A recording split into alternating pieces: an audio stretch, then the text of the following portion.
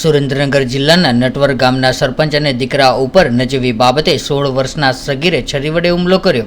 સુરેન્દ્રનગર જિલ્લાના લીંબડી તાલુકાના નટવરગઢ ગામના સરપંચના પુત્રની ઘાતકી હત્યાની ઘટના સામે આવી છે। ત્યારે રનિંગ બાબતે સરપંચના પુત્રને તેના કાકાના સગીર વયના પિતરાઈ ભાઈ સાથે બોલાચાલી થઈ હતી। ત્યારે આ બાદ સરપંચ અને તેમનો પુત્ર સગીરને સમજાવવા માટે સગીરના ઘરે ગયા હતા, જ્યાં ઉશ્કેરાયેલા સગીરે પિતા પુત્રને ચપ્પાના ઘા માર્યા હતા, જેમાં સારવાર દરમિયાન સરપંચ પુત્રનું મોત થયું છે।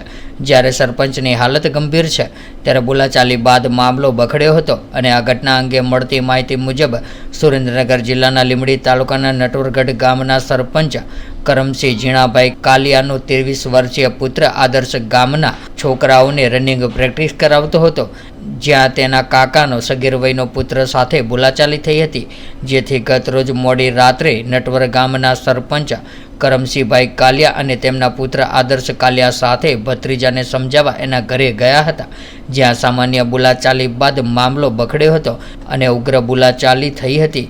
ત્યારે પુત્રનું મોત થતાં પિતા પણ ગંભીર રીતે ઘાયલ થયા હતા।